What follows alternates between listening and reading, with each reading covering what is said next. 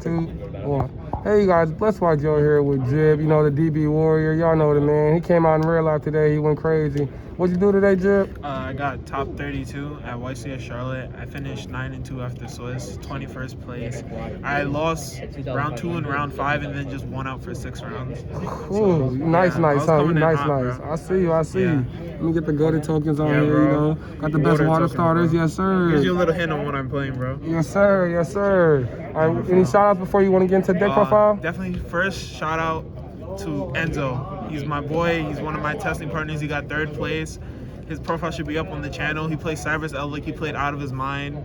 He's like my little brother, man. That kid's insane. Yeah, dude's great. Shout out to the barbershop, my personal server. That's where me and him and a bunch of other people, we test there. That's where we get ready for these type of events and all of our online events. And shout out to my team scheme, bro. Yes, sir. Yes, sir. Yes, sir. All right, you want to get into the deck? Yeah, for real. For sure. All right, so I play Swordsoul Tenyi today. I played 3 Moya, 1 Taya. Okay. This is standard. This is not. Most people play 2. But I felt for this event, I never wanted to open a hand where I had multiple normal summons. I wanted every card in my hand to do something because this format doesn't forgive for bricks. Because like cards like Rite of Armagia and like Aquamancer, Fusion Destiny, they just generate so much advantage. So like if you can't play on your first turn and your opponent has those cards, you kind of just auto lose the game. Correct. A lot of the time. For the rest of the Swordsouls, I played 3 Longyon. Best extender, it just makes your 10s. And then 3 copies of Ecclesia. It's the honorary Swordsoul, is broken on 2nd. Okay. So that's it for the Swordsoul monsters. And for the Swordsoul spells and traps, I played 3 Emergent and 1 Blackout. This is standard. For the worms, I played 3 Ashuna, 3 Adhara, 2 Vashuda, and 1 Shatana. So I'm playing, and then Despot for like the last engine piece. So I'm playing the fiber version of the deck, so you gotta play 3 Adhara in this version. You just want to see a tuner. Like basically if they nib you just special Adhara, then you just fiber combo them. And if you do it going second, you just kill them a lot of the times. Okay. 2 Vashuda is really good going second. You don't want to draw going first, it does nothing. It's just, and then this one you have to play because like ogre is really like rampant in this format. So like if they ogre like your Moya or your Tai normal summon, you have a Shuna, you can like banish it to summon a 4 from the deck to get to your sheet. That's insane. Yeah, and then you play 1 Despot because you need it for like fiber. Like yeah, this is the best fiber target. So you just play the water Tenyi because he's a level 4 to summon? Yeah, it's level 4. Like you could play the wind one because of like Flenderies, so like you can special summon it. But like this card's effect is actually broken. Like if your normal monster gets destroyed, you banish it to revive the normal monster and then pop another monster. Oh, that's dirty. So it's like really, it's like it's really a clapback with a pop. It's a clapback. Yeah, it's nasty. Yeah. And now for the most defining part of the deck, the stuff that you gotta play this format. I played 3 Ash, 3 Ogre, and then for this weekend, I decided to play 3 copies of Ghost Bell on the main. Okay, fire. Why'd you choose to play Ghost Bell? So I felt like DPE is like the most broken card in the format. It's like the best card, and I'm not playing DPE in my deck, so I can't like have DPE wars with my opponent where we're just popping each other's DPE in order to like cancel them out. So I have to play a card in order to beat my opponent's DPE. Also, I thought Prankhead and Cybers Eldlick would be the most popular decks. Obviously, I tested like hundreds of hours with Enzo, and like he was just playing the Cybers Eldlick deck, and I played a lot against Prankhead. Those were the decks that I was prepared for. And this card just overperforms against those decks because like not only do those decks play DPE, which Bell beats, but the cards in their engine also lose to Bell. Like cards like Firewall Guardian and Dotscaper all get hit by Bell, and against Prankhead it hits the Bow Wow and the Doodle, which I thought was like really important.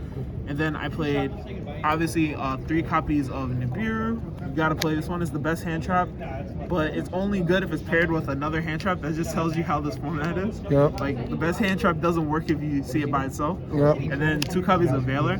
So I expected Prankhead to be the most popular deck by far. I figured that a lot of people had caught on to it was the best deck, and I thought cards like Valor and Imperm were just worse because they're bad against the Brave Engine and they're bad against Prankheads in general. Like the Prankhead cards, Imperm and Valor are not good against that deck. So I still wanted to play a form of Valor or Imperm, and this is the tuner in level 1, so it has like utility if you draw like subpar. But I didn't want to max out on it. So I played 14 hand traps, and with my deck count, it gave me about a 52% chance of drawing 2 going first and 5 cards. How many did you play in the main deck? I played 14 hand traps. And No, I played 43 cards. 43 cards? Okay. Yeah, 43 cards with 14 hand traps. So it gave me, yeah, like a 50% chance of seeing 2. And I thought that was pretty good, while keeping the consistency of the deck. And then for like the other spell cards, so I tested a lot with Lund, and we decided to go with 2 emergency teleport, 2 vessel. So a lot of people are maxing out on both in the fiber build, and I didn't think that that was correct for an event like this, because this card's a hard once per turn, and this card sometimes is not live because of Ashuna, and they serve very similar purposes of helping you extend past hand traps, but the hand traps that they hit are very that they help you are very different. This card helps with Ash and Imperm, where this card helps with like Nibiru if you open another Tenyi, and then it helps with Ogre because it sends Ashuna with summon Shatana from the deck. So if they Ogre your Moye, then you can like send you can send Ashuna and then add Shatana, then special Shatana, or if you have another effect monster, you get to send the Ashuna and then banish it and then summon the Shatana. So this is like helps for Nib and Ogre, and this helps for Veiler and Imperm. And they're just good extenders in general. And then the last spell, the God card, One Desires. Yes, sir. So that's the main deck, is 43 cards. For the extra deck, I played 2 copies of Shijao. Gotta get the Starlights. Oh, God, yes. Ooh, those are flexing. Oh, my Yeah, Lord. bro. Those look 2 gorgeous. copies of Shijao. 1 copy of Draco Berserker. This card was kind of subpar, but it's the only generic 8 in the deck that doesn't require something specific, and it comes up for when you use like a card like Shaman in the extra deck, so you're locked into Tenyi effects. So like you have to play this card, and it's a worm. 2 copies of Boxia. This is the GOAT. I love this card. This card breaks boards going second, is like really good. 1 Yazi. Yazi was, I only summoned it when I was going for the fiber combo, but like when I summoned it, it was like always like game, you know. I'm mad you got the Starlight cheese shots with the Kamiyazi though. Bro, common Yazi, I never summoned it. Yes, I never summoned it. I never summoned it, bro. So he gets common treatment. But this card, I summoned this card like every game. So he gotta be Starlight. That's Facts. For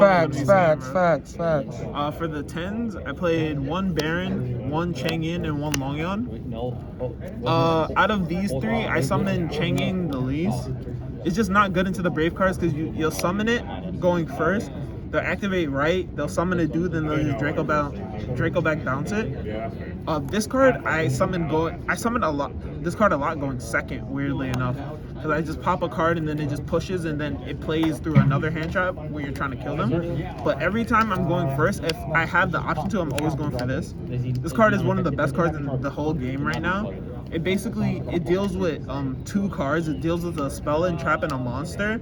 So basically, if your opponent special summons a monster, you banish it and then burn them for 12 non-target. And then if they activate a spell or trap or effect, you banish it and then burn them for 12. So like obviously the monster is like the monster special summon effect is like obviously just like good, but like this format, because of the Brave cards, banishing the spell and trap is just really broken because you get to hit their Faithful Adventure, or like if they hard draw a Draco back, you could just banish their Draco back. And then against a deck like Dragonlink, you get to banish their field spells, which are like really important. Like Dragon Ravine, like you could let them pay cost for Dragon Ravine and then banish it, and then like boom, you get to banish it. And then the last synchro, Herald, is only there for like a fiber combo, and I only summoned it like once or twice. Like I didn't really resolve the fiber combo is really just here for bait. If I resolve it, I'm probably winning the game, but like a lot of times it just gets hand trapped to death. Facts. And then for the Link monsters, 2 Monk. I wish I had room for 3, but the extra deck in this version of the deck is pretty tight, so I only play 2. 2 Monk, 1 Shaman, and then for the fiber stuff, 5 Auroradon. That was it for the extra deck. Okay. Yeah, I was pretty satisfied with the extra deck. It just did what it did. And for the side deck, I played 3 copies of Twin Sister. I'll never go into an event without back row removal. Facts. You have to have back row removal in your deck. Like even if you think that back row is like a bad choice in the meta, somebody is gonna pull up with back row. Oh, facts. And like you're just gonna get your shit pushed in Facts. like by floodgates. So like you have to have some form of back removal. Then I played 3 Gamma Driver. I just thought it was like the best hand trap going second, and it's another card that could be paired with Nib that just like ends your opponent's turn. Yep. Then for the rest of the side deck, I was borrowing cards, so I don't have them. I just have the sleeves, but I can say what I was playing. Yeah. I was playing 3 copies of Reverie of Warlords. It was the best card in the entire side. Whenever I drew it, I automatically won the game. It's better than a card like Sanctum, in my opinion, because Sanctum just stops them for a turn, and then they just activate their Brave Engine and bounce it to your hand, and you just have a brick in your hand, and then they have a Griffin negate. Where like a card like Reverie, they activate right, and then you chain it, so then they're locked into fairy monsters. And no one's playing fairies right now. Yeah. So like and all your monsters are worms. So like, not only could they not play, but then they can't even Nibiru you when you try to kill them next turn. Yeah. Because you control worms. So it's broken. And then I played 3 copies of cherries cherries and Winter Blossom, Yes, the Ghost Girl, with 1 copy of DPE and then 1 copy of Meow Meow. So this was like a card that I've been theorying for a lot. Like, it was a lot of different hand traps in this spot. Like, for a while it was Token Collector, for a while it was Droll, for a while it was Lancia. But I just thought that Cherries was probably like one of the most broken tech cards of the format, because it hits very specific cards, but those cards are like integral to those decks. And the way that my extra deck is, or like the way that I thought about the deck is, so going second, so it's mainly here for Prank Kids and it's here for Cyberus Eldlik. So against Prank Kids, you side in 3 cherries and the Meow Meow, and for the extra deck, you take out Herald, because you're never summoning Herald going second. And then against Cyberus Eldlik, you put in 3 cherries and DPE, and you take out Herald. Because, like, Prank Kids, if you hit their Meow Meow, it's basically just a DPE control deck. And this deck with the Tenyis can push really easily through a DPE. And then against Cyberus Eldlik, it's even better, because if you hit their DPE, they don't have a Wicked deck. Like, I resolved it. I played against 1 Cyberus Eldlik in Swiss. In game 2, I cherried him for his DPE, and he went Dark Pass. Like, and I just killed him. Like, he couldn't play. Like, his deck had no Wicked deck. Yeah. So yeah, that's the whole deck. That was the whole deck. 15. Sorry. All right, look clean, Jib. What are the next events we're gonna see you at? I'm gonna be at the Greensville Regional next weekend, and then after that, YCS Hartford. You winning the regional? Of course. Of course, oh God, yes. Wakanda member here, shout out to Jib. You know, he's honorary Wakanda member. We just added him, you know, so. Wakanda forever. Yes, sir, that boy in the group. He got some fire coming up for y'all, so don't count the DB Warriors out yet. For real, thanks. Bless YGO, signing out.